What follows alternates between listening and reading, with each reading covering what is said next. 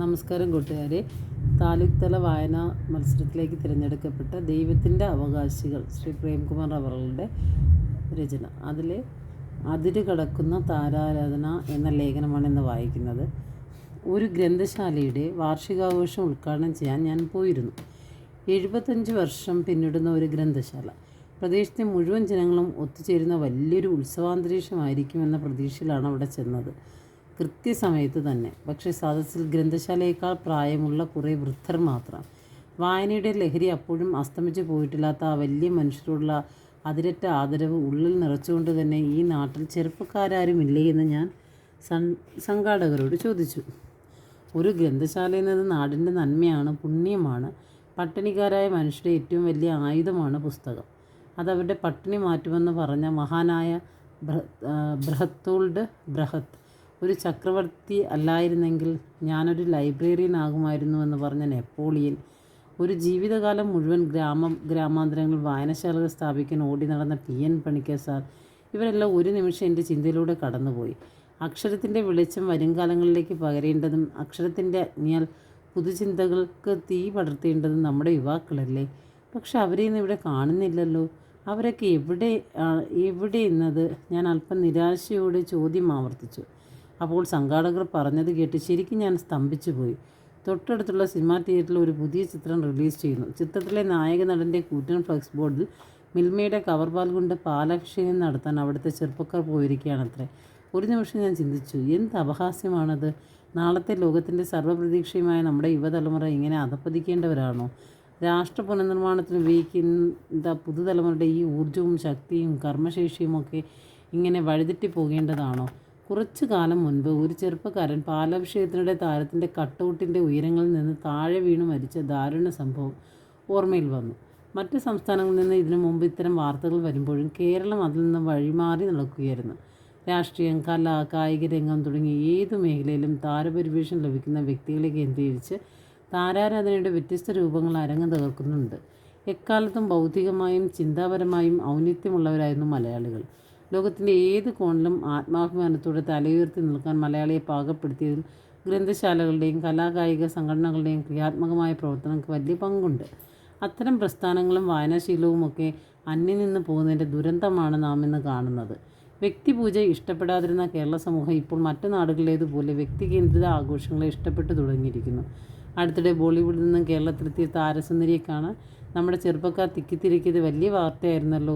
യുവാക്കളുടെ ഹരമായി മാറിയ സ്വപ്നസുന്ദരിയെ കാത്ത് മണിക്കൂറുകളാണ് യുവാക്കൾ വെയിലേറ്റ് നിന്നത്. മറ്റു ജില്ലകളിൽ നിന്ന് പോലും ധാരാളം പേർ എത്തിച്ചേർന്നതോടെ ഗതാഗതവും തടസ്സപ്പെട്ടു. താരദർശനത്തിൽ ഏവരും ആനന്ദത്താൽ മതിമറന്നു. ജീവിതത്തിലെ ഏറ്റവും വലിയ അനർഘ നിമിഷമായാണ് പുതുതലമുറ അതിനെ വിലയിരുത്തിയത്. സാക്ഷരതയ്ക്കും സാംസ്കാരിക ഔന്നത്യത്തിനും പേരുകിട്ട ഒരു സംസ്ഥാനത്താണ് ഇത് സംഭവിച്ചതെന്ന് ഓർക്കണം.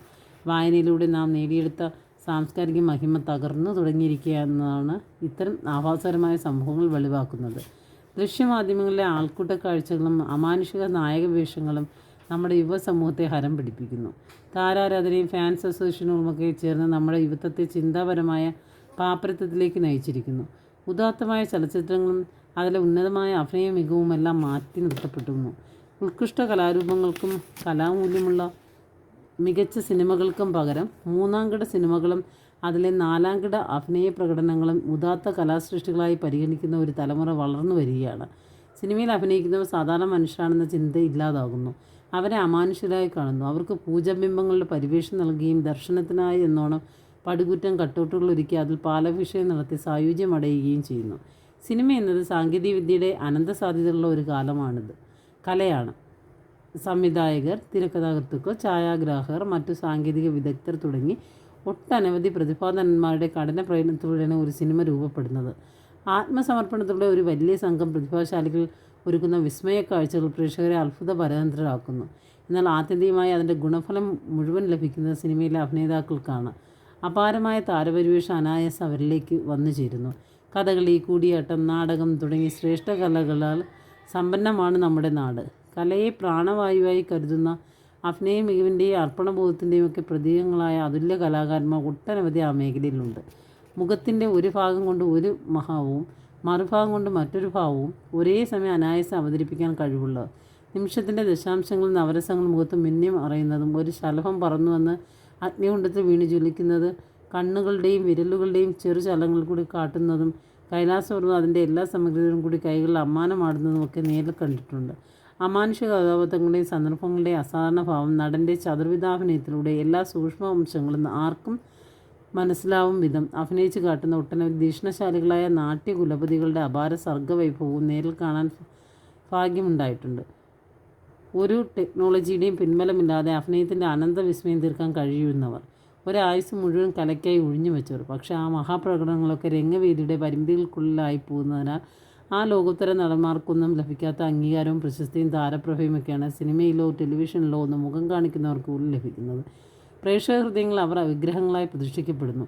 ഇഷ്ടവും സ്നേഹവും ആരാധനയുമെല്ലാം അനർഗളമായി അവരിലേക്ക് പ്രവഹിക്കുന്നു. ആ ലഹരി അനുഭവിച്ചിരുന്ന അഭിനേതാക്കൾ ലഭിക്കുന്ന താരപരിവേഷത്തിൻ്റെയും വീരാരാധനയും ആസ്മീയ ലോകത്ത് അഭിരമിക്കുന്നു. സ്വയം മറന്ന് മണ്ണിൽ നിന്ന് ഉയർന്ന വിണ്ണിലെ താരങ്ങളായി മാറുന്നു. സിനിമാ താരങ്ങളിൽ പലരും തങ്ങൾക്ക് ലഭിക്കുന്ന ആരാധനയും അംഗീകാരവും ജനപിന്തുണയുമെല്ലാം സ്വന്തം അഭിനയത്തിൻ്റെ മികവ് കൊണ്ട് മാത്രമാണെന്നാണ് ധരിക്കുന്നത്. എന്നാൽ അത് പ്രതിഭാധനരായ രചയിതാക്കളുടെ ഭാവനയിൽ ഉരുവാകുന്ന കഥാപാത്രങ്ങളുടെ മേന്മയും കഥാപാത്രമായി പരിണമിക്കുന്ന നടൻ്റെ ചെറുചലനങ്ങളും സൂക്ഷ്മഭാവങ്ങളുമൊക്കെ പ്രേക്ഷകൻ്റെ ഹൃദയത്തിൽ ആഴത്തിൽ പതിയും വിധം ആവിഷ്കരിക്കുന്ന സംവിധായകൻ്റെയും ക്യാമറമാൻ്റെയും എഡിറ്റർ തുടങ്ങിയ ഒട്ടനവധി സാങ്കേതിക വിദഗ്ധന്മാരുടെയൊക്കെ സർഗ്ഗപ്രതിഭയും കൊണ്ടാണ്. അതിലുപരി ഈ നൂറ്റാണ്ടിലെ ഏറ്റവും വലിയ സ്വാധീനമായ സിനിമ അഥവാ ടെലിവിഷൻ എന്ന ഇലക്ട്രോണിക് മാധ്യമത്തിൻ്റെ അപാരമായ ശക്തി കൊണ്ട് കൂടിയാണ് അതെന്ന് അവർ തിരിച്ചറിയണം. എത്ര വിണ്ണിലേക്ക് വരുന്നാലും മണലാണ് തങ്ങളുടെ വേരുകൾ എന്ന് താരങ്ങൾക്ക് ബോധ്യമുണ്ടാകണം. പ്രേക്ഷകർ ഹൃദയത്തിൻ്റെ ആഴങ്ങളിൽ നിന്ന് ഒരു ഉപാധിയും കൂടാതെ പകർന്നു നൽകുന്ന നസീമമായ സ്നേഹം നിറഞ്ഞ നന്ദിയോടും ആദരവോടും സ്വീകരിച്ച് എല്ലാ അർത്ഥത്തിലും അവർക്ക് മാതൃകയാകണം. അവർ അർപ്പിക്കുന്ന വിശ്വാസം അതേപടി കാത്തു സൂക്ഷിക്കുകയും വേണം. പുതിയ തലമുറയെ നേർവഴിക്ക് നയിക്കാനുള്ള സാമൂഹ്യ പ്രതിബദ്ധതയും ഉണ്ടാകണം. ചുരുങ്ങിയ പക്ഷം ഒരു തലമുറയെ വഴിതെറ്റിക്കാതിരിക്കാനുള്ള വിവേകമെങ്കിലും താരങ്ങൾ കാണിക്കണം.